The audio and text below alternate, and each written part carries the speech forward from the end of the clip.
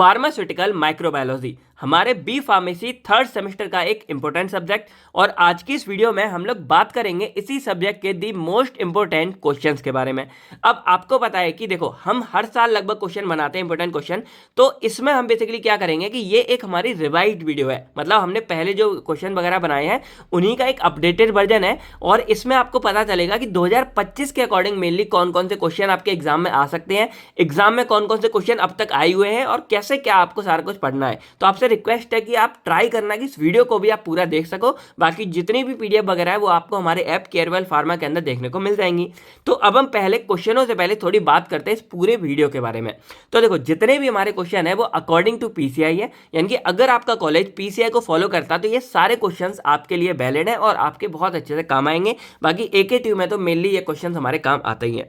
अब थोड़ा बात करें कि कौन से यूनिटों पे आपको सबसे ज्यादा ध्यान देना है। तो देखो, सिंपल यहां अगर बात की जाए तो हमारी यूनिट सेकंड और थर्ड ये हमारी काफी इंपॉर्टेंट यूनिट हो जाती हैं, लेकिन एग्जाम पर्पस देखा जाए तो हमारी यूनिट 1 और 2 ये तो हमारे लिए काफी इंपॉर्टेंट है, क्योंकि एक तो इनमें से क्वेश्चंस हमारे काफी ज्यादा बनते हैं और इंपॉर्टेंट है, और सेकंड यूनिट से हमारे 10 मार्क्स का क्वेश्चन भी देखने को मिलता है। तो ये सारी बात आप समझ गए। बाकी यूनिट 4th एंड 5th हमारे एक लिमिटेड क्वेश्चन वगैरह आ जाते हैं, तो सारे क्वेश्चनों के बारे में आगे हम बात कर लेंगे। बाकी ये कुछ इंपॉर्टेंट पॉइंट्स है, आप यहाँ पॉज करके इसको पढ़ सकते हो। चलिए, तो अब डायरेक्टली हम जो अपने क्वेश्चंस के बारे में बात करते हैं। तो यूनिट 1 के क्वेश्चनों के बारे में बात करें उससे पहले हेलो दोस्तों, कैसा आप सभी लोग? आई होप आप सभी लोग बहुत बहुत अच्छे होंगे। तो मेरा नाम है आकाश कुमार और स्वागत करता हूं मैं आप सभी के अपने चैनल केयरवेल फार्मा में। चलिए, तो अगर हम अपनी बात करें यूनिट 1 के बारे में, तो पहला क्वेश्चन हमारा बनता है write a note on history, scope and application of microbiology. अब देखो, जो ऐसे हमारे क्वेश्चंस होते हैं ना, ये देखने में बहुत सिंपल लगते हैं, लेकिन एग्जाम में भी ये काफी बार देखने को हमें मिल जाते हैं, नॉर्मली इंट्रोडक्शन वगैरह। और अगर आपको याद हो, मैंने एक वीडियो बनाई थी वही कि हाउ टू क्लियर बैक या how to pass in exam, back exam में कैसे पास हो। वहां मैंने आपको बताया कि जैसे कोई भी क्वेश्चन पेपर होता है वो लगभग हमारा 20% के करीब सिंपल बनाया जाता है, ठीक है। तो ऐसे क्वेश्चन जो हमारे डाले जाते हैं ना, यही हमारे सिंपल में आते हैं। तो ये भी आपको याद रखना, कई बार होता है आप हार्ड के चक्कर में सिंपल क्वेश्चन छोड़ देते हो, तो उनको आपको छोड़ के नहीं आना है। तो इस क्वेश्चन को भी आपको अच्छे से करना है, सिंपल है, आपको आराम से याद होगा। तो उस वीडियो को भी जाके आप चेकआउट कर सकते हो। तो पहला क्वेश्चन हो गया हिस्ट्री, स्कोप एंड एप्लीकेशन और इंट्रोडक्शन, डेफिनेशन वगैरह माइक्रोबायोलॉजी की। फिर इसमें second and most important question आता है हमारा बैक्टीरिया के ऊपर। तो बैक्टीरिया के ऊपर मेनली क्वेश्चन बनता है कि give the ultra structure and morphological classification of bacteria. अब इसी को या तो इसके डायग्राम के रूप में पूछा जा सकता है, बाकी इसके एग्जाम्पल वगैरह भी आप एक दो पढ़ लेना, सैलमोनेला टाइफी वगैरह इसके एरिया कॉल है, ये इसके एग्जाम्पल हो गए, ठीक है। तो इसमें देखो, सबसे इंपॉर्टेंट हमारा है अल्ट्रा स्ट्रक्चर ऑफ बैक्टीरिया। अब इसको डायग्राम ऑफ बैक्टीरिया करके भी क्वेश्चन आ सकता है, तो इस पे आपको अच्छे से ध्यान देना है। सेकंड, इसमें थर्ड क्वेश्चन बनेगा define and differentiate prokaryotes and eukaryotes. अब देखो, ये जो हमारा क्वेश्चन है ना, मेनली 2 मार्क्स में आता है, अगर आएगा तो 5 में या फिर किसी के क्वेश्चन के साथ मिलकर आ जाता है। तो ये हमारा आपको शॉर्ट के अकॉर्डिंग ही पढ़ना है, यानी कि 2 नंबर इसके अकॉर्डिंग पढ़ना है। बस इसके एग्जाम्पल भी आप लोग देख लेना, एग्जाम्पल देख लोगे तो ये क्वेश्चन हमारा कंप्लीट हो जाएगा। देन हमारा फोर्थ आता है explain the bacterial growth curve and factor affecting bacterial growth. अब देखो, जो बैक्टीरियल ग्रोथ कर्व वाला क्वेश्चन है ना, ये हमारा एक मोस्ट इंपोर्टेंट क्वेश्चन है, जो हमारा इसी अल्ट्रा स्ट्रक्चर जितना ही इंपॉर्टेंट है, क्योंकि ग्रोथ कर्व के ऊपर काफी इंपॉर्टेंट क्वेश्चन आता है। और अगर लॉन्ग में ना आएगा तो भाई 2 नंबर में तो आपको इसकी डेफिनेशन डाल ही देते हैं। तो ये वाला क्वेश्चन बहुत ज्यादा इंपॉर्टेंट है, इसको अच्छे से करके जाना। अब इसके कुछ फैक्टर वगैरह, पीएच, टेम्परेचर, ये सब होता है, तो इसको भी आप ध्यान देना। अब हम बात करते हैं थोड़ा शॉर्ट नोट, यानी कि ये क्वेश्चन आ भी सकते हैं लेकिन नहीं भी आते, जैसे पहले काफी ज्यादा आते थे। जैसे हमारा कल्चर मीडिया के ऊपर हो गया, फिर आइसोलेशन ऑफ प्योर कल्चर, की प्योर कल्चर को कैसे आइसोलेट करोगे, इसके लिए डिफरेंट टाइप्स हमारे होते हैं। और माइक्रोस्कोपी वाला पूरा ही हमारा एक अलग चैप्टर है, इसमें फेस कॉन्ट्रास्ट माइक्रोस्कोपी और इलेक्ट्रॉन माइक्रोस्कोपी के ऊपर क्वेश्चन आ सकता है। तो अगर आपके पास टाइम है, अगर आप लोग अच्छा इन्वेस्ट कर सकते हो, तो आप इन क्वेश्चनों को भी अच्छे से ट्राई मार लेना। लेकिन मेन जो हमारे इसके सबसे इंपॉर्टेंट है वो है ultra structure of bacteria, classification, morphological, prokaryote, eukaryotes, bacterial growth curve. और इनमें कुछ ना ट्राई करना तो एटलीस्ट आइसोलेशन पे अच्छे से नजर डाल लेना, और माइक्रोस्कोपी का थोड़ा बहुत ऊपर से आप देख लेना। मेन देखो, इसमें सिंपल ट्रिक क्या है, आप लोग इसका डायग्राम देख लेना, आप नजर डाल के 1-2 बार बना के याद कर सकते हो। और जब इसके बारे में आएगा, थोड़ा बहुत बातें बना के क्या काम करता है, छोटी चीजों को बड़ा करना, और माइक्रोस्कोप को बना के आ जाओगे, आपको आधे नंबर फिर भी मिल जाएंगे, तो सस्ते में बड़ा काम हो जाएगा। तो इस तरह आप अपनी यूनिट 1 को तैयार कर सकते हो। ये 2-3 क्वेश्चनों को अच्छे से देख लेना। अब हम बात करते हैं अगर अपनी यूनिट 2 के बारे में, तो यूनिट 2 भी हमारी इंपॉर्टेंट है, पहले बताया था यूनिट 2, 3 और इसमें 2 हमारे मेन इंपॉर्टेंट क्वेश्चन है। पहले हमारा आता है स्टेरिलाइजेशन, सेकंड हमारा आता है स्टनिंग। तो स्टेरिलाइजेशन स्टेरिलाइजेशन एक बड़ा सा टॉपिक है हमारा, पूरी ही यूनिट इसमें लगभग कवर हो जाती है। तो इसमें हमारा क्वेश्चन बनता है कि what is sterilization and what are various method of sterilization. अब देखो स्टेरिलाइजेशन के डिफरेंट डिफरेंट मेथड है और उसमें सबसे इंपॉर्टेंट हमारा आता है फिजिकल मेथड ऑफ स्टेरिलाइजेशन। अब इसी के अंदर हमारे आते हैं ऑटोक्लेव, हॉट एयर ओवन। तो या तो ये क्वेश्चन हमारा अलग से आ जाएगा, ऑटोक्लेव के बारे में लिखो, हॉट एयर ओवन के बारे में लिखो, या फिर हमारा पूरा लॉन्ग में आएगा कि write a details note on physical method of sterilization. तो इसके अंदर आपको ऑटोक्लेव, हॉट एयर ओवन और इसके एक दो टाइप है वो सब आपको लिखना पड़ेगा। और इसमें क्या क्या आपको इंक्लूड करना है, प्रिंसिपल, प्रोसीजर, एप्लीकेशन और इसके यूजेस वगैरह हो गए, मेरिट्स डीमेरिट्स हो गए, तो इन सब पे आप लोग जो है नजर रखना।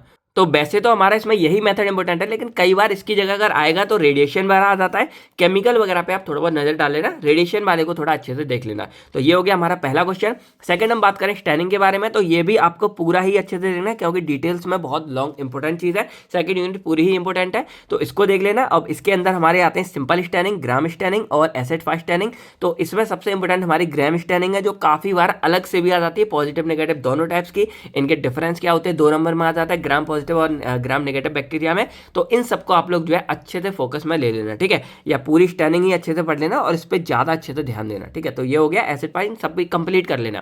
थर्ड हमारा क्वेश्चन आता है describe different type of sterility indicators for evaluation of sterilization. तो ये क्वेश्चन आता है लेकिन अभी कुछ टाइम से काफी कम देखने को लगा है, और इमिस टेस्ट वाले पे नजर जरूर डाल लेना, जो हमारा बायोकेमिकल टेस्ट है, इसमें 4 टेस्ट होंगे, क्योंकि ऐसे टेस्ट वाले क्वेश्चन हमारे काफी बार आ जाते हैं, तो इसको बिल्कुल मिस मत करना, इस पे भी आप लोग नजर डाल लेना। बाकी अब हम बात करें अगर अपने यूनिट थर्ड के बारे में, तो देखो इसके अंदर वायरस और फंजाई 2 तरह के हमारे क्वेश्चन आते हैं। अब ये बारी बारी से बदल बदल के आते रहते हैं, लेकिन अभी कुछ टाइम से जब से कोरोना निकल के गया है तब से वायरस वाला ही क्वेश्चन मोस्टली देखने को मिला है। पहले काफी टाइम देखो फंजाई वगैरह वाला आता था, लेकिन अब जो मोस्टली है वो वायरस वाला ही देखने को मिलता है। और इसके अंदर अब क्या क्या आपको पढ़ना पड़ेगा, तो बेसिकली 4 बातें टोटल है, morphology, classification, replication and cultivation. अब जो इनमें भी शॉर्ट, या तो देखो पूरा 10 मार्क्स में आएगा तो आपको सारी ही बातें लिखनी पड़ेंगी, लेकिन अगर शॉर्ट में 7 में वगैरह में आता है तो आपको क्या लिखना पड़ेगा, replication, step involve in replication of virus. तो वायरस की रेप्लिकेशन काफी बार आती है, कल्टीवेशन ऑफ वायरस काफी बार आता है, और वायरस के जो डायग्राम वगैरह होते हैं, टाइप्स, हेलिकल वायरस वगैरह, तो इन सब पे भी आप लोग नजर रख लेना, एग्जाम्पल वगैरह अच्छे से देख लेना। तो वायरस को थोड़ा ज्यादा फोकस डालना और फंजाई को भी आप लोग देख के जाना, ठीक है। तो ये 2 बहुत ज्यादा इंपॉर्टेंट इसके अंदर हो जाते हैं।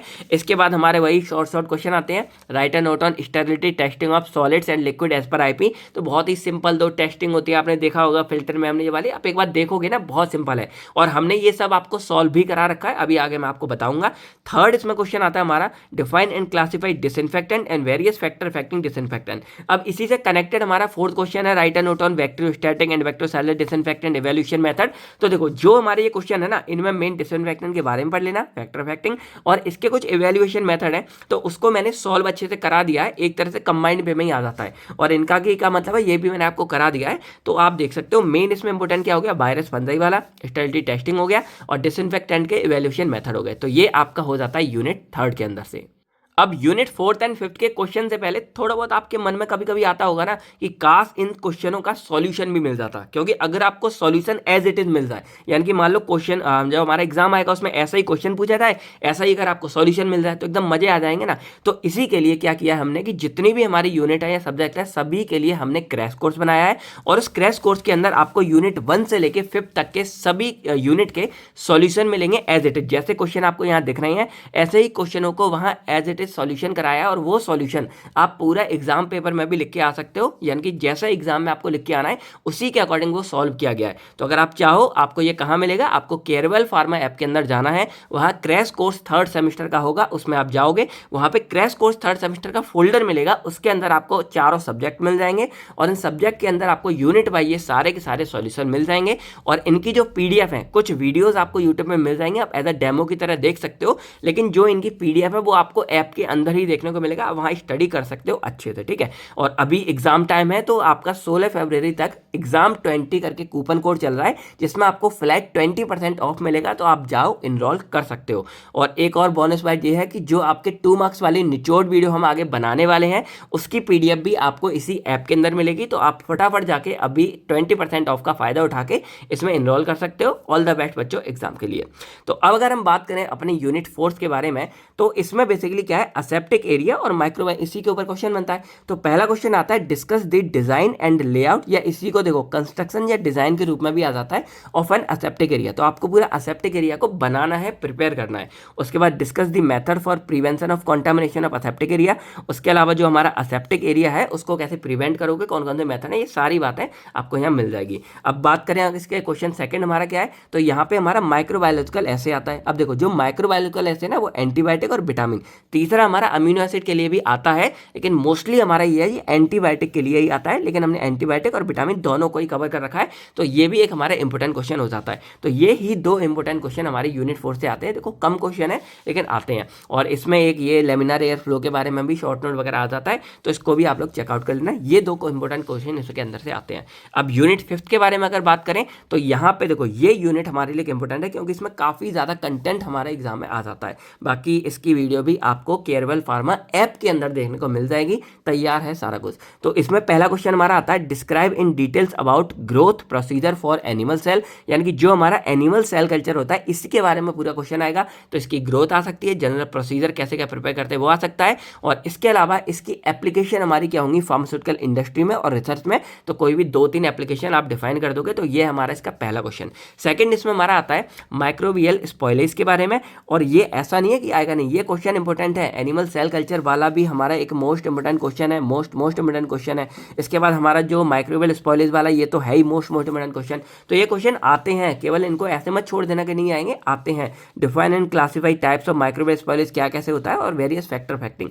इसके बाद इसमें थर्ड हमारा क्वेश्चन आता है डिफाइन प्रिजर्वेटिव। अब प्रिजर्वेटिव का ये क्वेश्चन ना मैंने जैसे अलग अलग तरीके से आया, कभी प्रिजर्वेटिव को एंटीबायोटिक एजेंट कहते हैं क्या है, फिर इसके रोल आए हैं, एक बार इसकी टेक्निक आई है, एक बार हाउ टू प्रिजर्व करेंगे, एक बार प्रिजर्वेटिव यूज। तो इन सबको कंबाइंड करके मैंने ये क्वेश्चन बनाया और इसका सॉल्यूशन भी मैंने आपको प्रोवाइड कर दिया है। तो इस तरह भी क्वेश्चन कई बार आते हैं, तो आप इनको चेकआउट कर लेना। और लास्ट में हमारा आता है इवेल्युएशन ऑफ माइक्रोबियल स्टेबिलिटी। अब इसके लिए कौन कौन से मेथड वगैरह यूज होते हैं ये देख लेना। अब एक एडिशनल क्वेश्चन है जो हमारा कनेक्टेड तो ऊपर है, तो ये कौन सा है, details note on source and type of microbial contamination in pharmaceutical. तो फार्मास्यूटिकल में माइक्रोबियल से कौन कौन सी कॉन्टामिनेशन वगैरह हो सकती है, ये स्पॉइलेज की एक तरह से कनेक्टेड क्वेश्चन आ जाता है। प्रिजर्वेटिव तो ये भी आता है। तो ये बेसिकली हमारे 3-4 क्वेश्चन है जो हमारी यूनिट 4 के अंदर देखने को मिलते हैं, सॉरी यूनिट 5 के अंदर देखने को मिलते हैं। तो अगर ओवरऑल हम बात करें तो यूनिट 5 में एक आपका एनिमल सेल कल्चर हो गया, एक आपका माइक्रोबियल स्पॉइलेज हो गया, और एक प्रिजर्वेटिव हो गया, माइक्रोबियल स्टेबिलिटी हो गई। तो ये 4 क्वेश्चन इसके अंदर से, 2 क्वेश्चन हमारे यहाँ पे माइक्रोबियल ऐसे एंटीबायोटिक के लिए इंपॉर्टेंट है और असेप्टिक एरिया वाला हो गया। 6 क्वेश्चन हो गए। आपकी थर्ड यूनिट में देखा जाए तो यहाँ भी लगभग 3-4 क्वेश्चन बनते हैं, और उसके बाद आपकी सेकंड यूनिट में तो ये 2 स्टेनिंग और स्टेलाइजेशन के ऊपर है, और 1 के अंदर से भी काफी क्वेश्चन बनते हैं। तो ये थे हमारे सारे क्वेश्चन इस फार्मास्यूटिकल माइक्रोबायोलॉजी के ऊपर। काफी इंपॉर्टेंट यूनिट, थोड़ी लेंथी भी आप इसको बोल सकते हो, लेकिन ट्राई करना आप लोग अच्छे से सारा करके जाओ। बाकी कैसी लगी वीडियो आप लोग कमेंट करके बता सकते हो। इस वीडियो को लाइक करो, और फार्मास्यूटिकल माइक्रोबायोलॉजी की डेफिनेशन आपको कमेंट करके लिखनी है। बाकी अब अगर आपको कोई भी डाउट है, किसी से रिलेटेड कोई भी क्वेरी है, आप कमेंट करके हमसे पूछ सकते हैं। बाकी all the best for your exam बच्चों। बाकी मिलते हैं हम आपसे बहुत जल्द नेक्स्ट वीडियो में। तब तक थैंक यू, टेक केयर। आप सभी लोग अपना अपनी फैमिलीज का ख्याल रखिएगा। बाय बाय दोस्तों, जय हिंद दोस्तों।